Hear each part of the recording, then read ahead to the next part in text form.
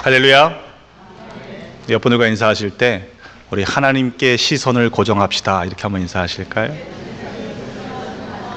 이 시간 강사 목사님을 소개하겠습니다. 작년에도 한번 다녀가셨는데요, 스리랑카를 섬기고 계시는 하웅원 선교사님이십니다. 개인적으로는 제 신학교 동기인데요, 졸업하고 나서 오랜 기간 동안에 만나지 못했다가 신학교 사역을 하고 있는 사역을 확장시키기 위해서 미국에서 공부를 할 수 있는 기회를 얻었고, 또 그래서 공부하는 차에 잠깐 왔다가 들려서 또한 우리에게 말씀을 전해 주시게 되었습니다. 선교사님 나오실 때 우리 할렐루야로 모시도록 하겠습니다. 할렐루야. 할렐루야. 반갑습니다, 여러분. 우리 성가대가 찬양한 것처럼 모든 시선을 하나님께 둘 때 주님께서 우리의 삶을 바꿔주시고, 그리고 주님이 우리 삶 가운데서 일하심을 믿습니다.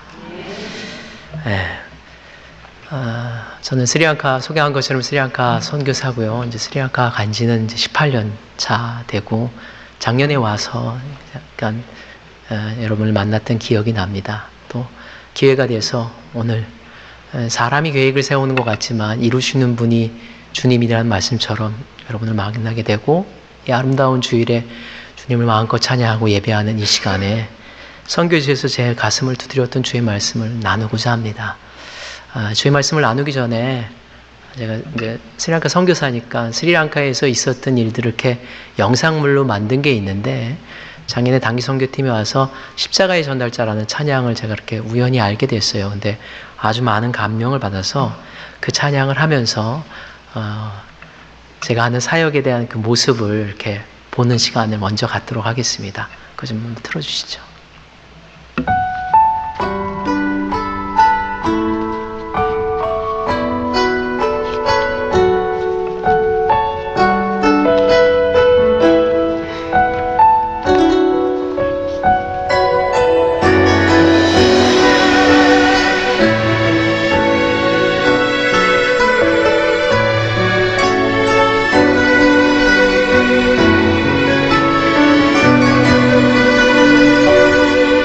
지극히 작은 자 죄인 중에게서 모익한 날 부르셔서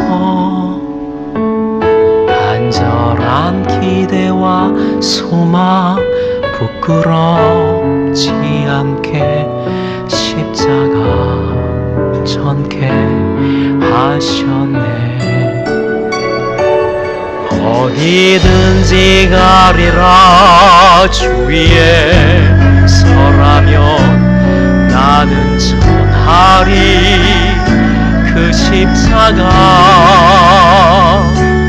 내 몸에 밴 십자가 그로 혈의 향기 온 세상 채울 때까지 살아도 주를 위해 죽어도 주를 위해 사나 죽으나 난 주의 것. 십자가의 능력 십자가의 소망 내 안에 주만 사시는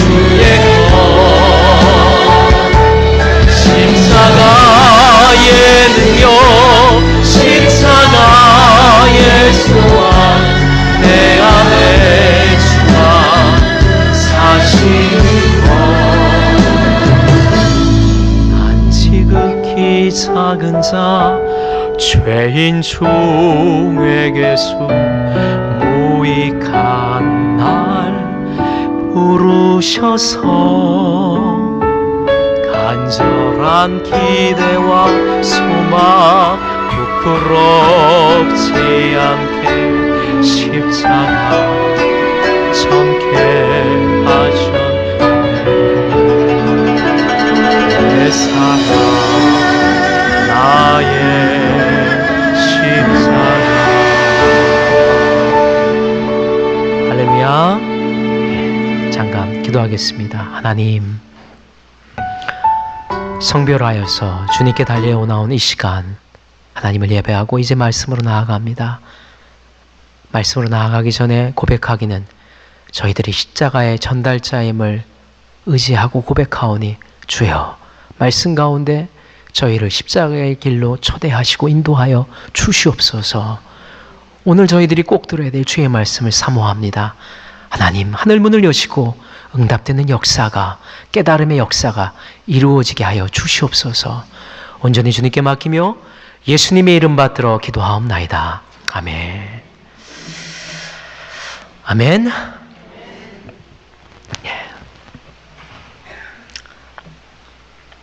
요한복음을 보면, 오늘 성경 말씀이 요한복음에 보면 예수님이 제자들을 부르시는 장면이 나옵니다. 요한복음 1장에 보면 예수님께서 베드로와 안드레를 부르세요. 형제였던 베드로와 안드레가 예수님의 부르심을 듣고 그 즉시 예수님을 구주로 영접하고 제자가 됩니다. 베드로와 안드레에게는 친구가 있었는데 이제 빌립이라는 친구가 있었어요.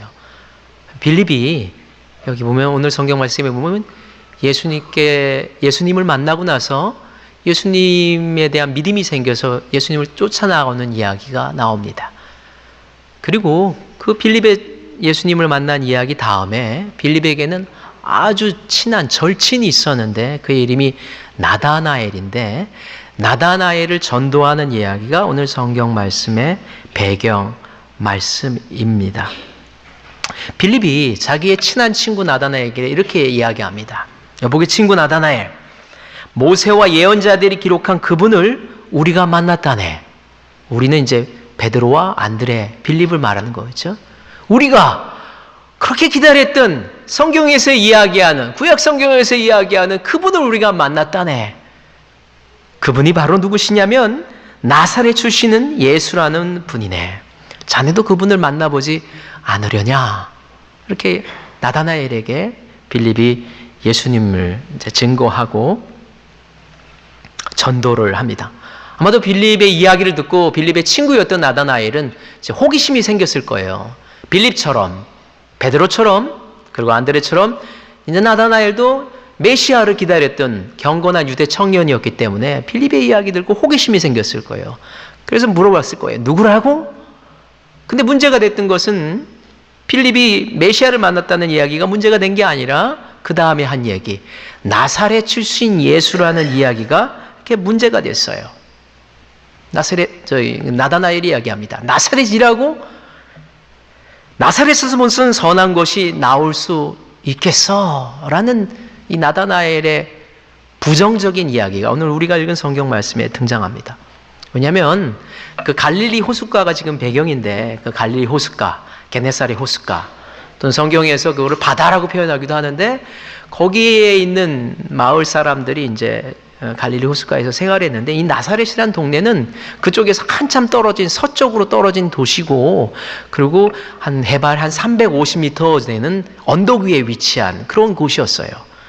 갈릴리 어촌에 있는 사람들이 부유하게 사는 건데 어업을 중심으로. 근데 나사렛이라는 동네는 어촌이 아니었어요. 갈릴리에 있지만 350m 되는 산골 마을이었어요. 아무도 관심을 기울이지 않는 궁벽한 곳에 있는. 그래서 나다나엘의 기준으로 본다면 사람들의 관심이 기울여지지 않는 조그만 산골 마을에서 나사렛에서 자기가 그렇게 오매불망 기다렸던 메시아가 나올 수가 없었어요. 그래서 예수님의 옛자도 듣기 전에 그의 마음속에 부정적인 마음이 이렇게 들어갑니다. 나사렛이라고? 아니, 이복의 친구 빌립, 나사렛에서 무슨 선한 것이 나올 수 있겠어. 그런 이야기입니다. 제가 스리랑카에서 선교 사역하면서 단기 선교팀이 이렇게 간혹 오거든요. 스리랑카가 인도양에 있는데 멉니다. 한국에서도 직항으로도 한 10시간. 근데 간혹 이제 청년부들이 단기 선교를 이렇게 옵니다. 단기 선교를 열심히 하고 땀 흘려서 열심히 하고 이제 돌아갈 때쯤 돼서 제가 꼭 물어봐요. 선교사님, 이제 저희가 단기 선교 마치고 한국으로 돌아가는데 저희를 위해서 기도해 주신 분들을 위해서 이제 기념품으로 선물로 뭘 좀 사고 가고 싶습니다. 근데 선교사님 좀 추천 좀 해주세요. 그렇게 이야기합니다. 그때 제가 고민하면서 이야기를 합니다. 홍차를 사가세요. 여러분 실론티 들어보셨나요? 세계에서 가장 좋은 홍차가 생산되는 데가 실론티라고 하는데 그게 스리랑카예요. 스리랑카가 이제 나라 이름인데 1974년에 나라 이름이 바뀌거든요. 그전에는 실론이란 나라 이름이었어요. 그래서 스리랑카에서 나오는 티를 실론티라고 부릅니다. 제가 그렇게 이야기합니다. 그럼 그분들이 이제 홍차를 이렇게 막 삽니다. 근데 이제 홍차가 한계가 있잖아요. 그리고 한국 분들이, 여러분들은 어떤지 모르겠지만 한국 분들이 홍차를 얼마나 좋아하겠어요. 커피를 다 좋아하시지. 그러니까 어느 정도 사고 이제 모자란 거예요. 더 사야 되는데. 그래서 제가 재차 묻습니다. 저에게. 성교사님 홍차 많이 샀는데 또 좋은 게 뭐가 있나요? 이렇게 물어봅니다. 뭐 여러 가지 있죠. 근데 추천할 만한 게 없어요. 한국이 더 좋으니까. 그래서 제가 고심하다가 홍차요. 그렇게 물어봅니다. 아니 선교사님 그거 말고 홍차 많이 샀으니까 그거 말고 다른 게 뭐 있나요? 그때 제가 이야기합니다. 홍차 외에는 무슨 선한 것이 스리랑카에 있겠습니까? 이 선한 것이 나사렛에서 무슨 선한 것이 있겠다라는 그 느낌을 얘기하려고 이런 예화를 듭니다. 느낌이 이해되시죠? 네.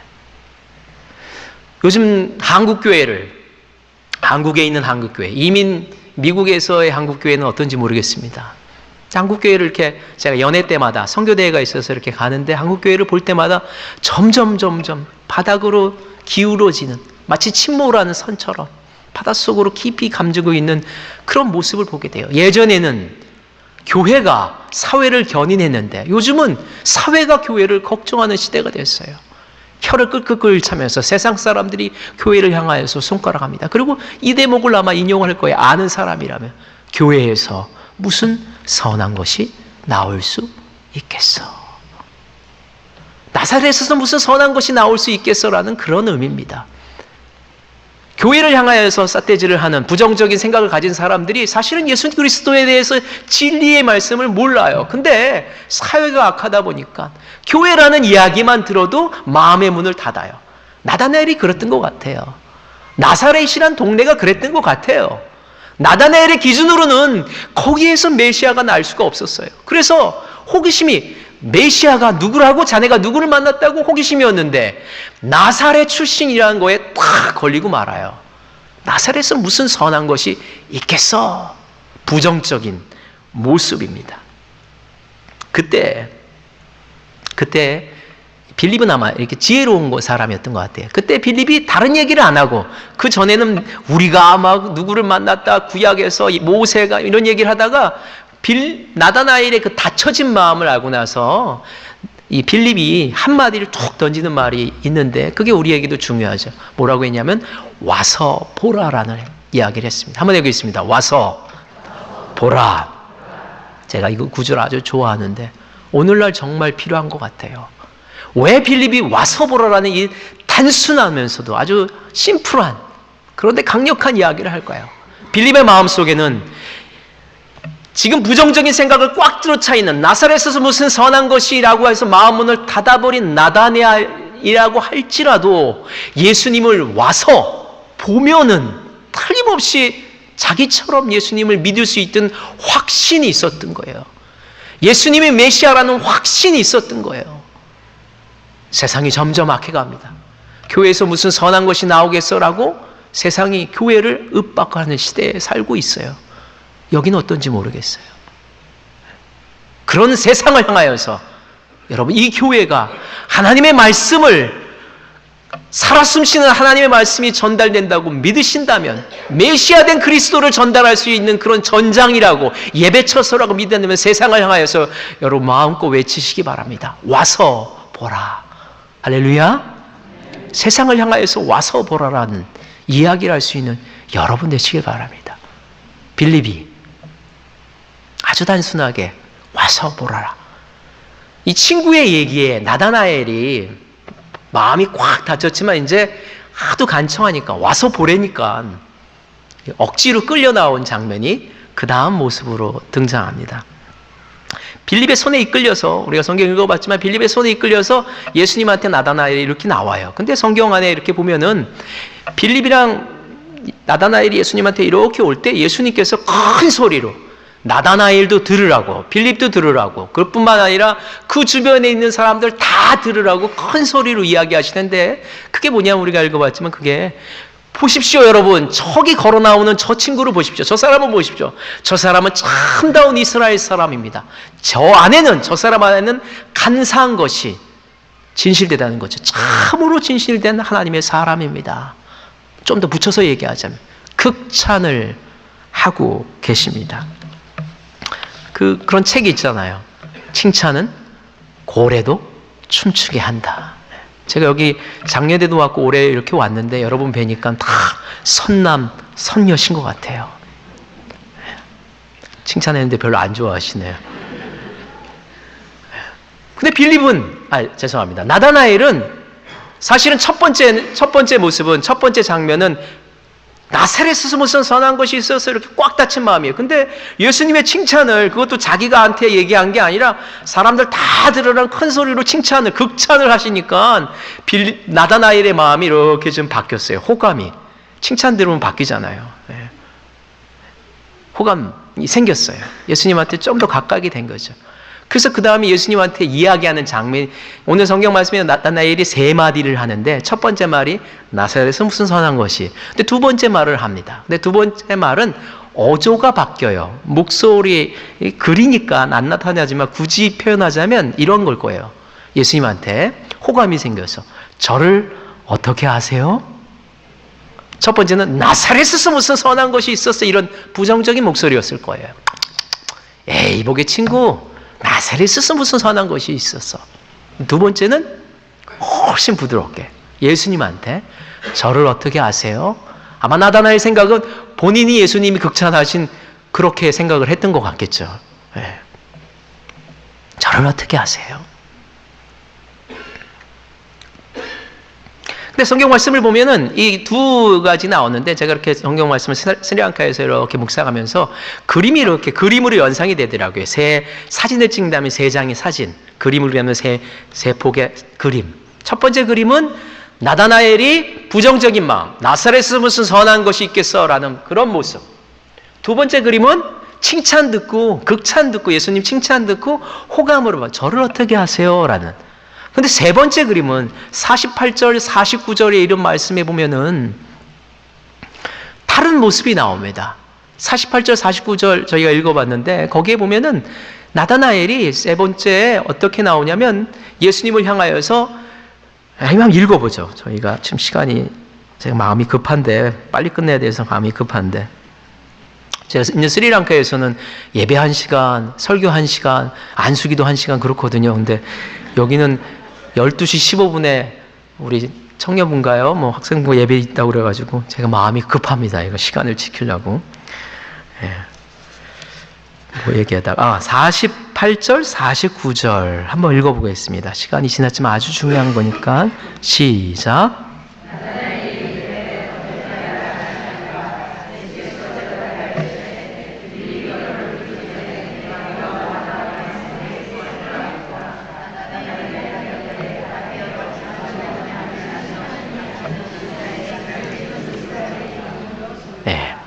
세 마디를 해요. 첫 번째는 나사렛에서 무슨 선한 것이 있겠어. 냉담하죠. 부정적이죠. 두 번째 말은 저를 어떻게 아세요? 호감이 넘치죠. 정감이 넘치죠. 근데 이게 이해가 돼요. 첫 번째는 나사렛이라는 이런 객관적인 지식 때문에 그래요. 객관적인 감정 때문에 그래요. 또는 나다나엘의 주관적인 생각 때문에 그래요. 두 번째는 저를 어떻게 아세요? 호감으로 바뀐 것도 이해돼요. 칭찬 들었으니까. 그 누구라도, 아니 돌고래도 춤추는데요.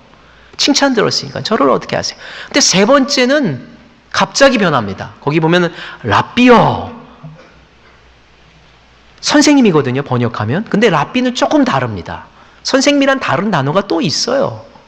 근데 랍비는 여기 그 원어에 보면 라보니 그래가지고 나의 선생님 이런 말이에요. 또 나의 선생님이요, 존경의 뜻을 담아서 그가 한 말이 그 다음에 보면 랍비요, 당신은 하나님의 아들이시고 이스라엘의 참다운 왕이십니다. 하나님의 아들, 이스라엘의 참다운 왕, 그게 구약 성경에 의하면 메시아를 지칭하는 이야기입니다. 그러니까 신앙 고백을 하고 있는 거예요. 빌립이 그를 전도했던 그 얘기를, 그 신앙 고백을 나다나엘이 또 하고 있는 거예요. 세 번째. 제가 어느 날인가 이 성경 말씀 읽으면서 궁금해졌어요. 왜 갑자기 나다나엘이, 첫 번째 그림, 두 번째 그림은 이해가 되는데 세 번째 그림에 갑자기 변했을까? 그 답은 48절에 있어요. 예수님의 한 얘기. 그게 뭐냐면, 저를 어떻게 하세요? 그랬더니 나다나엘이, 그랬더니 예수님께서 너가 빌립이랑 만나서 나한테 오기 전에 너를 무화과 나무에서 내가 보았다라는 이야기 때문에 나다나엘이 확 변한 거예요. 급작스럽게 변한 거예요. 그냥 호감을 가진 사람에서 신앙의 눈이 뜨여진 거예요. 믿음의 단계가 된 거예요. 왜 그랬을까요? 어느 날인가 성경 말씀을 들어서 왜 그랬을까? 제가 마음속에 궁금함이 있었어요. 그러다가 묵상하다가 제게 주님이 답을 주시더라고요. 아마도 예수님이 너를 보았다 하고 있는 그 무화과 나무는, 당시 무화과 나무가 거리에 지천에 깔려 있다고 합니다. 그 더운 여름철에 무화과 나무 그늘 아래에서 사람들이 늘 쉬었다고 해요.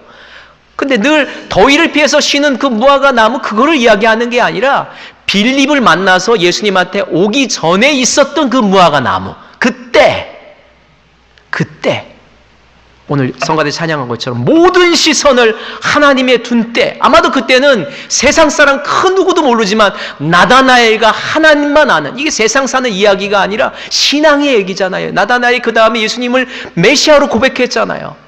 그러니까 그의 믿음이 반응하는, 하나님과의 믿는, 세상 사람 아무도 모르지만 나다나엘만 알고, 나다나엘 알고 하나님도 아는 그 영험한, 그 진지한 한숨이었을까요? 고민이었을까요? 눈물이었을까요? 기쁨이었을까요? 그런 때, 모든 시선을 하나님께 둘 때, 하나님이 일하실 때, 그때 그게 무화과 나무 아래가 중요한 게 아니라 무화과 나무 아래의 그때. 그런데 그때, 나다나엘에게 너무 중요한 그때를 예수님께서 집으시고 그의 마음을 헤집어 놓으신 거예요.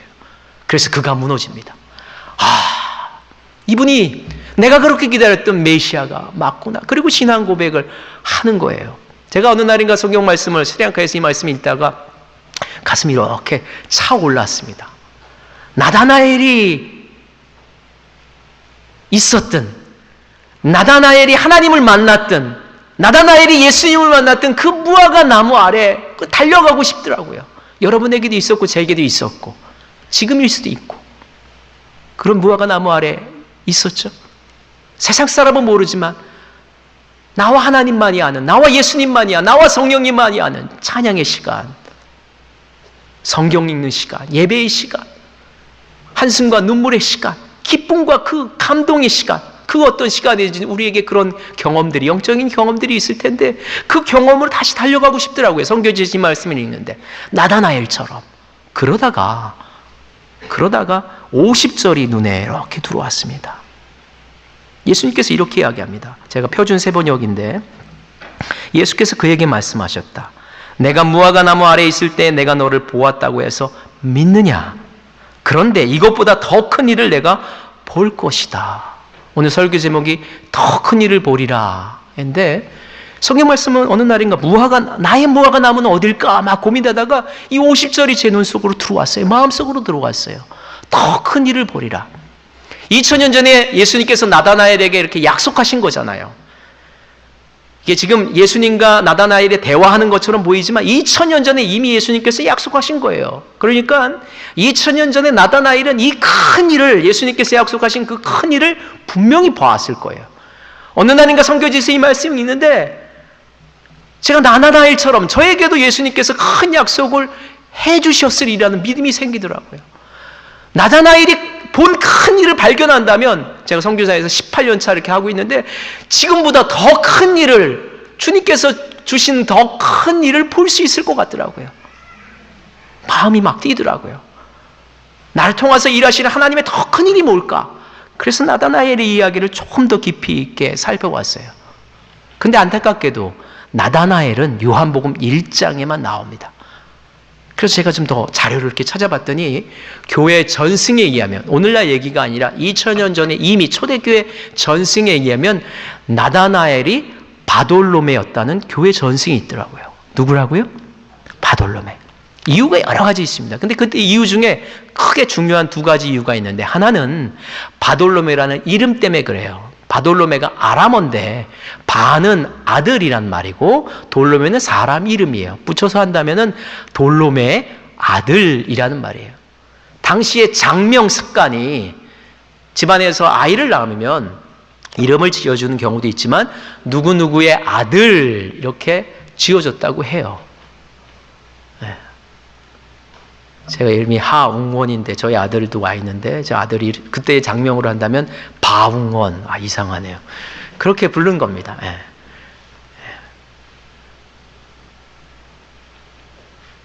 바승린. 좀 낫나? 아무튼 그렇게 바돌로메, 집안에서 부르는 거래. 근데 그거는 집안에서 부러지는 이름이고, 나다나엘은 히브리어로 하나님의 선물이란 뜻이거든요. 너무너무 뜻이 좋잖아요. 하나님의 선물. 그 이름이 그의 본명이었을 것이다. 또는 그 이름이 교회 안에서 예수님께서 그에게 주신 이름일 것이다. 그런 이야기가 있더라고요. 두 번째 이유가 더 중요한데, 두 번째 이유는 예수님께서 제자들을 부르실 때의 순서가 있어요. 순서가 있는데 베드로, 안드레, 그 다음에 빌립, 그리고 바돌로메. 그런데 요한복음은 빌립, 나다나엘. 빌립과 바돌로메가 항상 짝을 이룬다는 거예요. 제가 확신이 생기더라고요. 아, 나다나엘이 빌립이었구나. 요즘 학자들 얘기가 아니에요. 2000년 전에 이미 교회 전승에서 내어진 이야기예요. 틀림없겠죠. 그래서 바돌로메의 이야기를 다 찾아봤습니다. 그가 하신, 예수님께서 그에게 보여주신 큰 일을 보기 위해서. 그랬더니 여러분 아시는 것처럼 바돌로메는 예수님의 12 사도가 되잖아요. 예수님 믿고 따랐지만 수많은 제자들이 예수님을 따랐잖아요. 근데 그 중에서 12 사도는 큰 사람이었어요. 신앙의 거두였어요. 이스라엘의 종교 지도자였어요. 신앙의 지도자였어요. 예수님께서 하신 큰 일이겠죠. 그리고 사도행전 1장에 보면 예수님이 부활하시고 나서 부활을 직접 눈으로 목격한 사람들의 명단이 나오는데 거기에도 바돌로메가 언급이 되고 있어요. 그것도 큰 일이겠죠. 그리고 끝나요. 바돌로메 이야기도. 그래서 제가 궁금해서 이제 교회사 책을 살펴봤어요. 그랬더니 교회사에 바돌로메 또는 나다나엘 얘기가 있더라고요. 교회 전승에 의하면 나다나엘이 교회가, 예루살렘 교회가 박해가 일어나니까 이제 선교 여행을 떠났다고 합니다. 일단의 제자들 무리와 함께 서쪽으로 떠나가지고 저 인도까지 이르러서 복음을 전하고, 도마와 몇몇 지도자들은, 몇몇 제자들은 거기에 남아서 복음을 전하고, 나다나엘은 다시 예루살렘으로 돌아왔다고 해요. 예루살렘으로 돌아온 나다나엘이 북쪽으로, 동북쪽으로 이렇게 올라갔다고 합니다. 터키를 지나서 시리아를 지나서 오늘날의 아르메니아라는 나라에, 오늘날도 아르메니아 아시나요? 아제르바이잔 이렇게 옆에 있는 아르메니아 나라에 이르렀다고 해요. 근데 아르메니아 이르렀을 때 나다나엘의 눈에 그 나라가, 그 백성들이 예수님을 모를 뿐만 아니라 극심한 우상 숭배에 사로잡혀 있었다고 해요. 그래서 너무너무 안타까워서 거기서 정착하면서 예수님의 복음을 아주 용감하게 전했다고 합니다. 너무 어려웠을 거예요. 죽음의 고통이 찾아왔을 거예요. 그러나 포기하지 않고 1년이 지나고 5년이 지나고 10년이 지나고 16년이 이르도록 열심히 그리스도의 복음을 전했다고 합니다. 처음엔 어려웠지만 차츰 하나님을 믿는, 예수 그리스도를 구주로 영접하는 사람들이 생기고 교회가 이렇게 생겨났다고 해요. 그래서 그 좋은 소식이 그 아르메니아 왕의 귀에까지 들어갔다고 합니다. 왕이 어느 날 몰래 이제 왕이 또 그 아스도르시라는 여신을 섬기는 곳에 또 그 수호자니까 몰래 이제 나다나엘을 불러서 이제 복음을 들으려고 했을 정도까지 나다나엘의 선교 사역이 이렇게 아주 성장, 일치월장 했다고 합니다. 그런데 그 밤에 안타깝게도 왕의 동생이 있었는데, 왕이 몰래 했지만 왕의 동생이 측근이었나 봐요. 근데 왕의 동생이 그것을 우연찮게 알았다는 거예요. 형인 왕이 나다나엘에게, 그 복음에게, 예수 믿는 사람에게 넘어갈 것 같은 위기를 느낀 거예요. 그래서 한 걸음으로 제사장들에게 가서, 아스도롯 제사장들에게 가서 그 이야기를 했더니 그 제사장들이 분개를 해서 왕을 만나고 돌아가는 나다나엘을 길가에서 잡아서, 아마 이 몰래 왔으니까 혼자 왔겠죠. 그 나다나엘을 잡아가지고 모진 고민을 하고 예수 그리스도를 부인할 것을 이렇게 종용했다고 합니다. 나다나엘이 거부하고 그리스도의 복음을 전하다가 모진 박해를 받다가 십자가에 이렇게 달려서 매질을 당해서 거반 죽게 됐다고 해요. 그래도 분이 안 풀린 이 제사장들이 사람을 시켜서, 군인들을 시켜서 3명의 군인들한테 단검을 주게 해서 그 단검으로 산채로 살가죽을 벗기는 일을 했다고 합니다.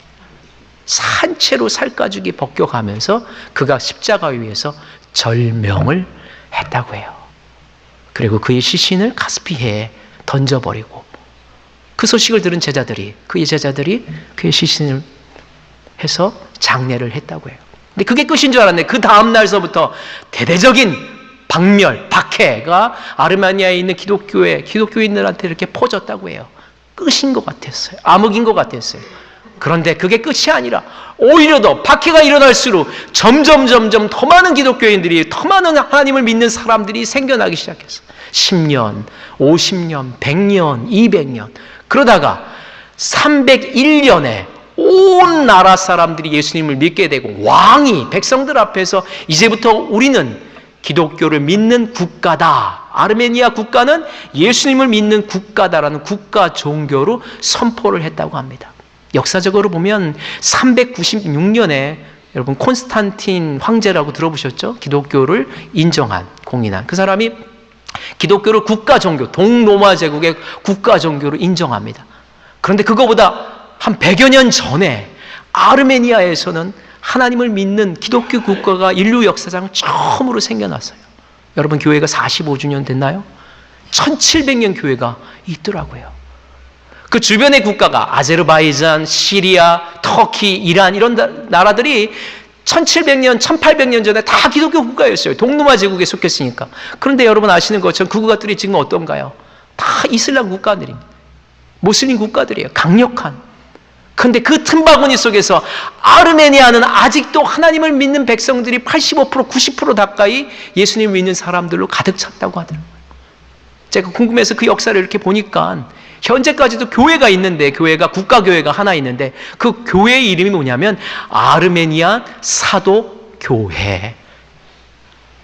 제가 그 교회 이름을 듣고 나서 이렇게 무너져 내렸어요. 사도교회. 사도가 누굴까요? 예수님의 많은 사도가 있겠지만 오늘의 성경 말씀의 주인공 나다나엘이었을 거예요. 사실은 이 말씀을 읽으면서 제 가슴 속에 불어닥친 궁금증은, 제 가슴을 뛰게 한 거는, 나도 나다나엘처럼 하나님께서 선교지에서 일하고 있는데 지금보다 더 큰 일을 주셨을 거다. 나다나엘이 보았던 그 큰 일을 내가 발견한다면 나도 주님께서 주시는 큰 일을 볼 수 있을 것이다 라는 기대감이었어요. 큰 일, 근사한 일, 높은 일, 칭송받는 일, 멋진 일, 세련된 일, 큰 일. 그런데 그의 삶을 봤더니 그는 정말 하나님께서 주신 큰 일을 했어요.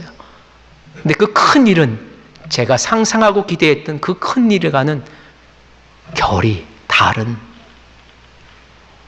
의미가 다른 큰 일이더라고요. 부끄러웠습니다. 18년 동안 선교지에 있으면서 사람들 앞에 목사라고 선교사라고 있는데 아직도 나는 그 큰 일 부끄러웠어요. 내가 무엇을 보고 있는지. 오늘 제가 성가대 찬양하면서 많이 고민했습니다. 그리고 여기 앉아서 믿음의 성숙함을 보이라. 한참 많이 생각했어요. 믿음의 성숙함을 보여야 되는데 아직도 나는 멀었구나. 그런 고민을 하면서 스리랑카의 선교사에 가다 여러분한테 왔습니다. 사랑하는 성도 여러분, 선교사의 이야기입니다. 선교지에서 제 가슴을 훑은 하나님의 이야기예요. 여러분한테 어떤 감흥이 있는지 모르겠지만 바라기는 나다나엘을 만나신 그 예수님, 그 만날 수 있는 무화과 나무에 늘 머무시는 여러분 되시기를 주의 이름으로 축원합니다. 세상 사람 아무도 모르지만 나만이 아는, 아니 나만 알면 되는, 그러고도 충분한 하나님과의 나의 그 긴밀한 무화과 나무, 찬양 가운데 예배 가운데 부지구식한에 운전을 하다가도 주님 생각하면서 만나는 그 무화과 나무가 여러분 삶 속에서 나날이 있기를 주의 이름으로 축원합니다. 그런데 말이죠, 그 무화과 나무 아래만 있지 말고 피 묻은 세 개의 칼날이 있는 주님께서 하시는 이 비교급이잖아요. 더 큰 일, 세상이 이야기하는 그런 큰 일 말고, 그것이 고통이라고 할지라도 어려움이라고 할지라도 눈물일지라도 틀림없이 행복이었을 거예요. 그 큰 일, 믿음의 성숙함을 보이라는 여러분의 표어처럼 그 큰 일로 나가는 여러분 되시길 또한 주의 이름으로 축원합니다. 초대교회에 보면은 12사도들의 모습이 이렇게 초상화로 그려진 그런 것들이 이렇게 전승되어 옵니다. 제가 나다나엘 바돌롬의 모습을 봤어요. 그랬더니 그 전에도 봤는데 인자한 모습을 이렇게 있고 그 뒤에 이렇게 동그랗게 성자라는 것을 암시하는 게 있고, 그 오른편인가 기억이 왼편인가 오른편인가 그 뒤에 무화과 나무가 이렇게 아름드리 무화과 나무가 있어요. 이해되시죠? 왜 무화과 나무가 있는지. 나다나엘에게 무화과 나무는 너무너무 중요한 신앙의 터닝 포인트였어요. 그런데 그를 그린 초상화 그 밑에 피 묻은 세 개의 칼날이 놓여져 있더라고요. 예전에 몰랐어요, 그게 무슨 의미인지. 근데 그의 이야기를 더듬어 봤더니 그 칼날의 의미를 알게 됐어요. 하나님께서 이루시는 그 큰 일. 저나 여러분이나 다 바돌로메 같은 사람이었잖아요. 그저 그런 누구누구의 아들, 딸이었어요, 그냥. 그런데 하나님의 선물이라는 사람으로 만들어 주셔서 우리로서는, 바돌로메 같은 우리로서는 도저히 안 되는데 그런 우리를, 부족한 우리를 다 믿음의 백성으로 만들어 주셔서 축복 가운데 그 무화과 나무 아래 우리를 부르셔서 여기 이 자리에 있는 줄 믿습니다. 그리고 오늘 말씀을 통하여서 세 개의 칼날이 있는, 피 묻은 칼날이 있는 자리라고 할지라도 주님께서 원하신다면 더 큰 일을 이루는 여러분 되시기를 주의 이름으로 축원합니다. 저는 이제 며칠간의 일정을 마치고 이제 인도양, 여기는 태평양인가요? 인도양으로 돌아가서 선교 사역합니다. 혹시 기억하시면 스리랑카 땅에서 스리랑카의 나다나엘로 살아가게 해달라고 여러분 기도해 주시기 바랍니다. 철딱서니 없게 세상의 큰 일 말고 하나님께서 베풀어 주신 그 큰 일을 보는 선교사 되달라고 기도해 주시기 바랍니다. 그리고 우리 백 목사님이, 여러분의 교회가 저를 이 시간에, 제가 아무 상관도 없고 능도 없는 사람이지만 여기 이렇게 세워주셨으니까, 설교자로 세워주셨으니까 제가 여러분한테 물을게요. 그게 제 역할인 것 같아요. 이왕의 예수님 믿고 이 자리에 왔는데, 이왕의 구원의 백성으로 이 자리에 왔다고 사람들한테, 세상을 향해서 나는 그리스도인이라고 얘기하는데, 할렐루야. 그리고 여러분의 표어가 믿음의 성숙함을 보이라고 1년 동안 고민하면서 나아가고 있는데 이 땅에 나다나엘이 되시기를 간절히 소망합니다. 무화과 나무 아래만 있지 마시고 주님께서 원하신다면 세 개의 피 묻은 칼날이 있다고 할지라도 거기까지 이르는 여러분 되시기를 축원합니다.